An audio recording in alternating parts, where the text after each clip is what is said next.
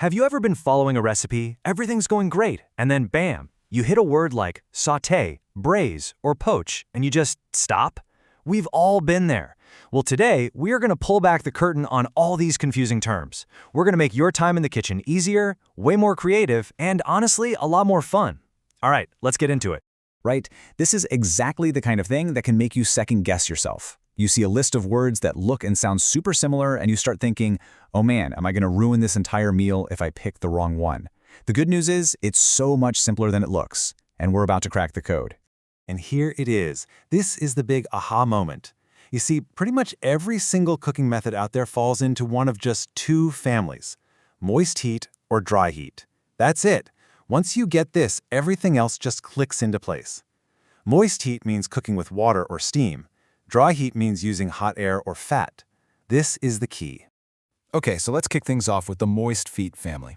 Generally speaking, these are the methods you use when you want something to be super tender and juicy. We're talking fall-off-the-bone stews, perfectly cooked veggies, delicate fish. They all use the amazing, gentle power of liquid and steam. First up is the one we all know, boiling. This is when your liquid is at a full 100 degrees Celsius, or 212 Fahrenheit.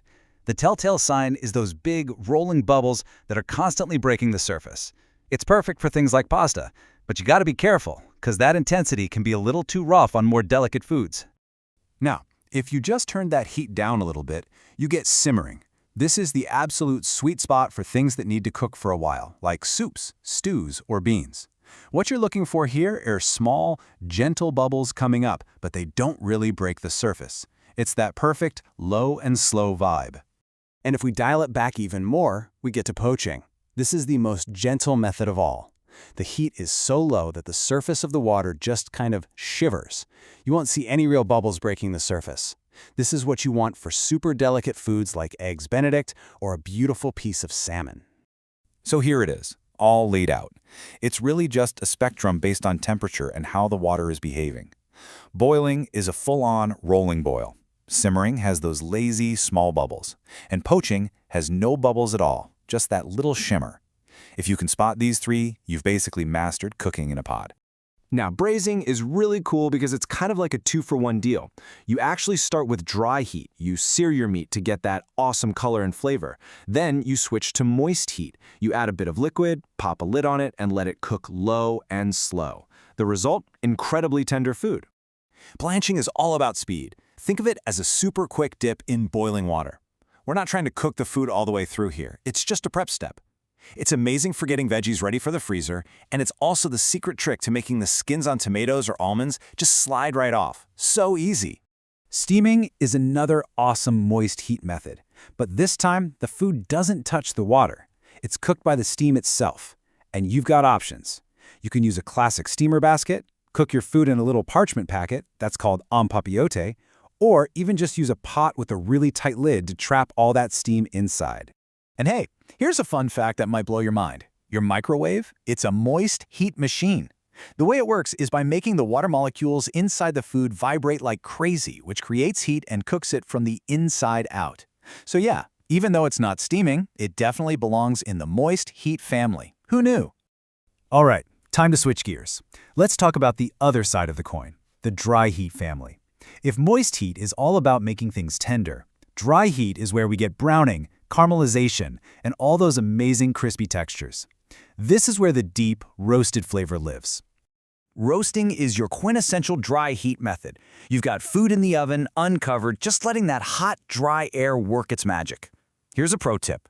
For fatty cuts of meat, try searing them in a hot pan before they go in the oven. It creates this delicious crust that seals in all the juices. Grilling is all about that intense, direct heat. It doesn't matter if it's coming from below on a barbecue or from above from your oven's broiler. It's fast and it adds so much flavor. But here's a really important safety tip. Please never use a glass Pyrex dish under the broiler. That intense, direct heat can actually cause it to shatter. And now, let's finally solve the mystery we started with. Those three fancy French words: saisir, revenir, rissoler. You want to know the difference? There isn't one. Seriously, they all mean the same thing. Just cook something quickly in a bit of fat over high heat to get some nice color on it. That's it. Mystery solved. Now, sautéing is super similar, but the real key here is movement. The French word sauter literally means to jump, and that's what the food should be doing. You use a really hot pan, a little fat, and you keep everything moving constantly. That's how you get everything cooked quickly and perfectly evenly. And last but not least, we have frying, specifically deep frying. This is where you completely submerge food in hot oil. The goal here is to get that ultimate crispy golden brown exterior. That coating of batter or breadcrumbs gets super crunchy and it protects the food inside, keeping it perfectly moist and delicious.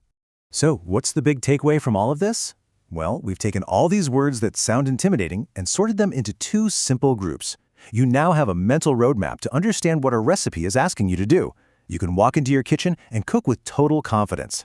And if you remember only one thing, let it be this. It all comes down to the texture you want. If you want something to be tender and juicy, you're going to use moist heat. If you're craving something that's browned, caramelized, and crispy, you need dry heat. That's the whole secret. It really is that simple.